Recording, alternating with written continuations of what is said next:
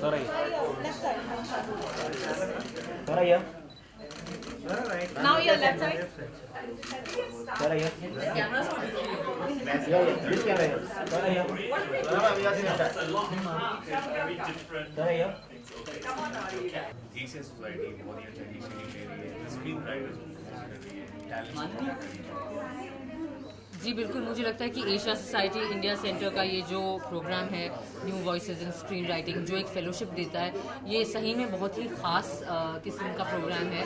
सबसे पहले इसलिए क्योंकि आई थिंक कि ये पहला ऐसा भारत में पहला ऐसा इंडिपेंडेंट प्राइवेट स्कॉलरशिप है जो ये समझता है कि राइटर्स को भी पैसों की ज़रूरत पड़ती है, कि वो हवा खा के लिख नहीं सकते, और वो एक फेलोशिप देता है, एक स्कॉलरशिप टाइप का देता है 1 साल तक आपको। तो सबसे पहले तो वो आपको एक अमेजिंग सपोर्ट सिस्टम दे रहा है। एंड उसके बाद ये चूँकि मैं इस साल इस प्रोग्राम में थी, बहुत ही एक तो बहुत ही कठिन क्वालिफाइंग प्रोग्राम है ये। आपको बहुत सारे एप्लीकेशंस आते हैं, जैसे इन्होंने बताया 300 इस साल 380 से ज़्यादा एप्लीकेंट्स में से इन्होंने 7 चुने हैं।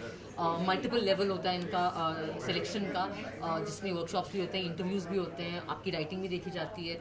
और उसके बाद जो 7 लोग सिलेक्ट होते हैं, 1 साल तक उन बहुत ही ध्यान से बहुत ही अच्छे काबिल लोग, इंडस्ट्री के जाने माने लेखक जो हैं, वो आपको मेंटोर करते हैं, जो एक बहुत ही ख़ास अपॉर्चुनिटी है मेरे जैसे एक शख्स के लिए जो कभी फिल्म स्कूल नहीं गया है, जो कभी राइटिंग के किसी ऑफिशियल स्कूलिंग टाइप के प्रोग्राम में नहीं गया है। तो मुझे लगता है कि ये एक बहुत ही ख़ास मौका है, और हम सब एशिया सोसाइटी इंडिया सेंटर और इनके जो फंडर्स हैं, टाइम वार्नर, और जो लोग हैं, जो इंडिविजुअल्स हैं जिन्होंने इस पर काम किया है, जैसे कि अंजुम रजब अली जी, जो खुद एक बहुत ही बेहतरीन और रिस्पेक्टेड राइटर भी हैं और बहुत ही आई थिंक बेस्ट टीचर हैं स्क्रीन राइटिंग के आज की डेट में इंडिया में। वैसे लोगों ने, हमारे जो मेंटर्स थे, चारूदत्त सर, कुबाली, विकास सर, इन लोगों का काम, तो आई थिंक ये बहुत सही मायने में बहुत ही अच्छा काम हो रहा है। ख़ास प्रोजेक्ट है ये, और इसका जो असर है, जो एक अच्छा असर होगा, वो हमें स्क्रीन पे दिखाई पड़ेगा।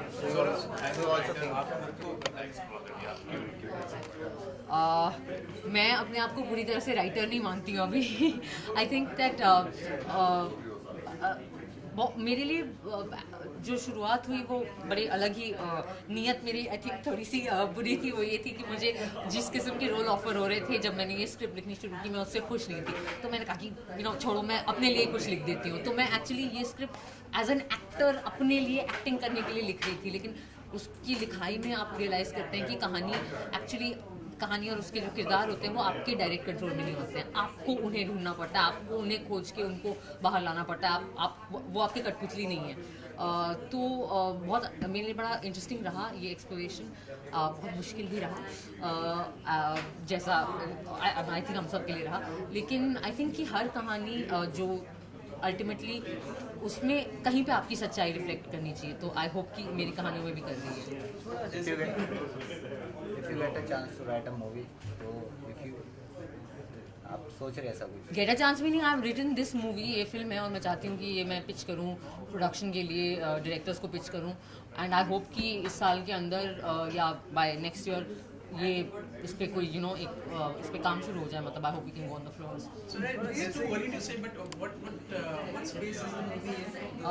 The script is a love story है, लव ट्रायंगल है, बहुत मेसी सी कहानी है, बहुत ड्रामा और मेलो ड्रामा है, और मैं काफ़ी उस तरीके से टिपिकल हिंदी फिल्म वाले कॉन्फ्लिक्ट हैं उसमें, एक लड़की और 2 लड़कों की कहानी है। आप भी उसमें एक्टिंग करते हो? I hope so. I hope मुझे अपनी खुद की फिल्म के लिए ऑडिशन नहीं देना पड़ेगा। मैंने लिखा ज़रूर था कि मैं खुद वो लड़की का किरदार निभाऊँ, लेकिन अब जब लिखना ख़त्म हो चुका है तो मुझे लग रहा है कि जो लड़के के किरदार हैं दोनों बहुत ज़्यादा इंटरेस्टिंग हैं। और नहीं, अभी तक मैंने किसी को पिच नहीं किया है, मैंने किसी डायरेक्टर को भी पिच नहीं किया है, मैंने किसी प्रोड्यूसर को भी पिच नहीं किया है। अभी तक मैं कहानी को ही ठीक कर रही थी। अब जो ये प्रोग्राम ख़त्म हो गया और मेरे अंदर थोड़ा आत्मविश्वास आया है, अब मैं ये प्रोसेस शुरू करूँगी। आनंद सर के पास जाएंगी इसको लेकर? आनंद सर आपके मेंटर नहीं, आनंद सर के पास नहीं जाऊँगी इसको लेकर। मुझे डर लगता है, मुझे लगता है आनंद सर मुझे एक थप्पड़ मारेंगे ये पढ़ के। I think that Anand sir फिलहाल तो बड़े बिजी हैं, उनके अपने खुद के काफ़ी प्रोजेक्ट्स चल रहे हैं। मैं डेफिनेटली उनको सुनाना चाहती हूँ, और मैं अपने आसपास जो लोग हैं उन्हें भी सुनाना चाहती हूँ। कुछ लोगों को सुनाया है और अलग अलग किस्म के रिस्पॉन्स आते हैं। कैसे कुछ लोगों को ठीक ठाक लगी, कुछ लोगों को बहुत ही बुरी लगी तो एक्सट्रीम रिस्पॉन्सेज आए हैं। सोनम को सुनाया मैम? नहीं, सोनम को नहीं सुनाया अभी तक। सोनम को एक और कहानी सुनाऊंगी मैं। इंदिरा जी पर बायोपिक करना आप चाहती है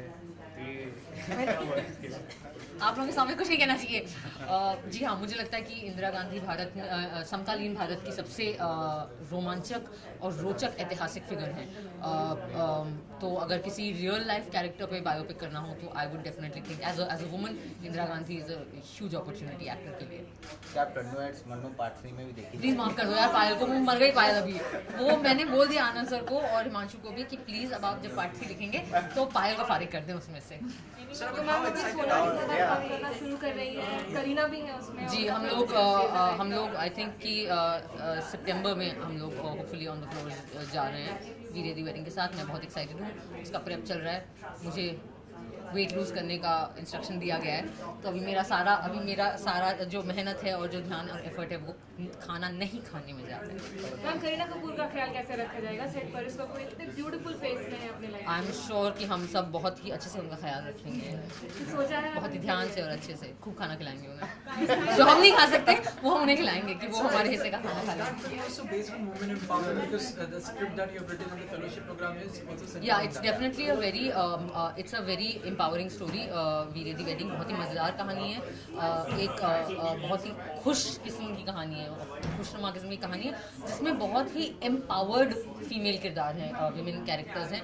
ज़रूरी नहीं होता कि औरत के बारे में हर कहानी रोने धोने वाली हो या दुखियारी सी हो या हाय अबला बेचारी और हाय स्ट्रगल और ये नहीं यार, औरतें मज़े भी करती हैं, वो नाचती भी हैं, शादियों में पार्टियाँ भी करती हैं, मज़े भी करती हैं। हम सब ने किया है यहाँ पे है ना, ये एंथुसियास्टिकली हाँ कह रहे हैं। So it's a really fun story and it looks at आज की औरतें, आज की शहरी औरतें और उनके आज के रियल प्रॉब्लम्स।